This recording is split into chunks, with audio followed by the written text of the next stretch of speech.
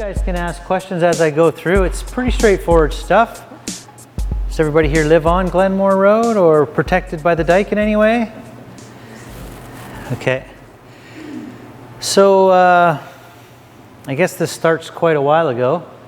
You folks probably remember 2014 when we had just about had a breach on the dike at the back end near Mike Oviatt's pit, and we put a little berm up there for a temporary structure that lasted a couple years. After that, the SRD commissioned our firm to take a look at the dike and its current state, both from a stability point of view and a geotechnical point of view, geotechnical being all the earth and materials that it's made up of. And we had a drill rig out there and we did some assessment of that, and we came up with a bunch of recommendations for upgrading the dike to a current standard. One of the big recommendations that we had, it was the most immediate, was that there was a lot of vegetation on the dike. And while most people might think that's a good thing, it's actually not very good. Because when you get high water and high floods and high currents, you tend to also get high winds, and the face of the dike gets saturated and the trees get compromised, and they tend to fall down, and then their root wads tend to take the dike apart, and that's how breaches start. It's very common, and the Dike Maintenance Act requires that there be no vegetation on the side slopes of the dike, and that was one of our major recommendations. So I'm going to show you a little bit of a slide here with respect to what our recommendations were and what we did to upgrade them. This was the this $450-some thousand was the priority items. With the vegetation maintenance, the flood block box, which is at the corner of the dike here, it was in very poor condition and was not working properly. The flap gate that's on the end was compromised, and water could just go back and forth as it pleased. That's not good. We only want water to go one way. We want the internal water to go out. We don't want the river water to come in. And then this area of the dike is where in 2014 we just about had that breach, and what we did there was we raised it up, and there were some organic material, some dead trees and logs and other material that is not really good for the integrity of the dike in amongst the layers of the road there. And we dug all that out and we put in some new materials and compacted it and basically rebuilt that dike, the section of the dike. So a couple of pictures here. This is the dike rebuild.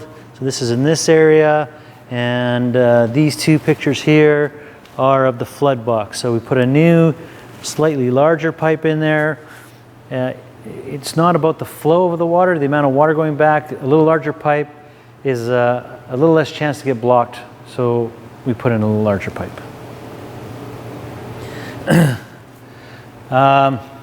So this spring, the SRD put a request for proposals. We answered that proposal with our partners, Waycor Contracting, and we suggested to the SRD that they should do this project as a design build. And that gave a lot of flexibility in how we could approach this in terms of the amount of work we could do for a given cost. And it also sped up the schedule where we didn't have to do some design and then have a month of tender and then pick the lowest guy and blah, blah, blah. We pitched, we would fix it all for the price that was there, and we did that plus a little more, and I'll get into that in a bit. So there you go. We did some test pits to make sure that what we were up against here was really what we thought it was, because we just did a little hole with a drill rig. So we were actually fortunate enough to find some better soils in that area, and that allowed us to rebuild the dike all the way to the intersection rather than just the initial 100 meters that was shown on there.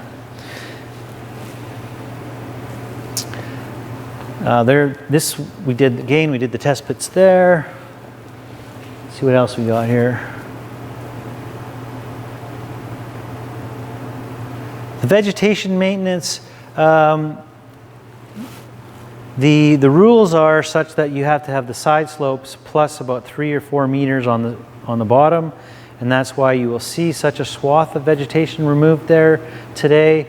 You'll also see that we hydro-seeded the banks, and the grass is coming up wonderfully. That's to keep the alders and all the other invasive species off the dike and allow for easier maintenance in the future.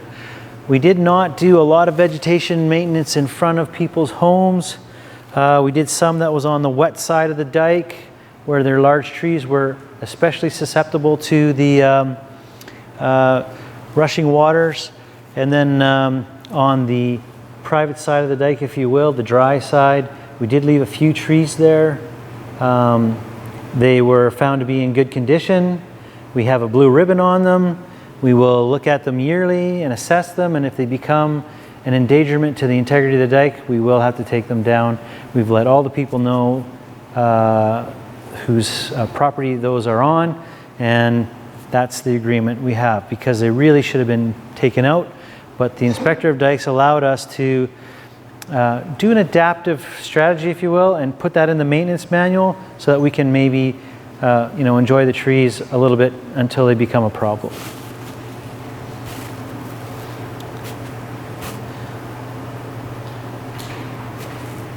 Just a little slide on the vegetation maintenance. And you can see we took it right down to the side slopes, and then it's been since revegetated, and it's coming in really well. Here we had the vegetation on the front where we took out the big trees. We did do some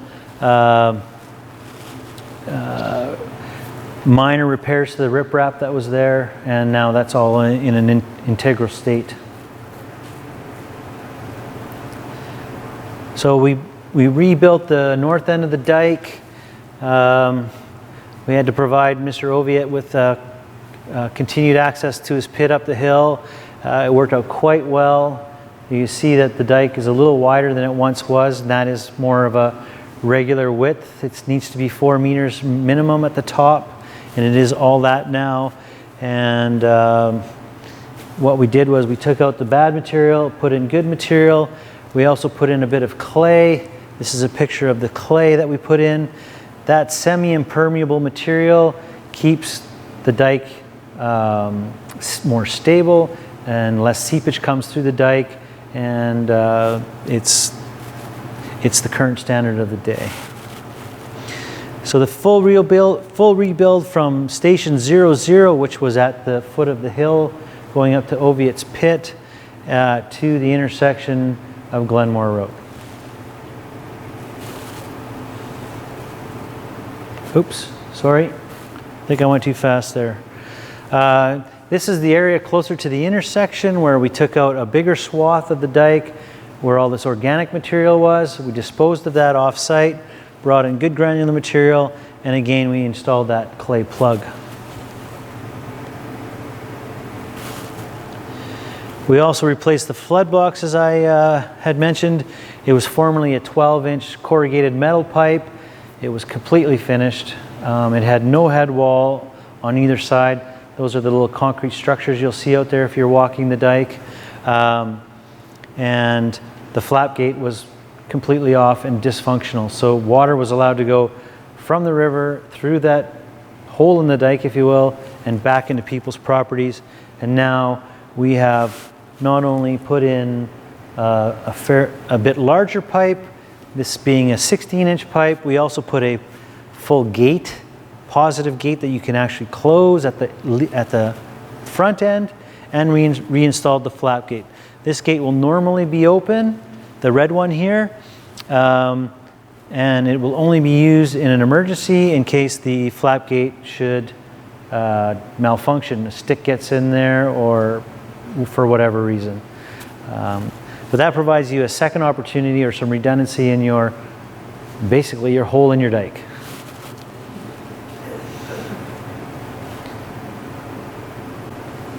That's it. We did take a walk around this morning. There are a couple little erosion spots that we want to fix. And other than that, we're very pleased with the vegetation that's come up. And I'd be more than pleased to answer any questions you might have. I have a question. So the money that was surplus to this project, how much do you have to continue on with maintenance from that? So we spent all the money, but we did a lot more work than we had originally planned. There were some bigger holes in the riprap that we fixed in the front, and we rebuilt about 65 more meters of dike. I think the original was supposed to be around 90 or 100 meters. You did 190 meters. So we all, yeah. So the money has all been spent. Part of that work is this open house here and some continuing education stuff to let people know that that this is a properly built structure that should be properly maintained, which includes mowing the side slopes and maintaining the top width to its extent. And it comes with also a manual. We've put together a manual of all of the construction information that we have, as well as the things you need to do each year in order to properly maintain the dike.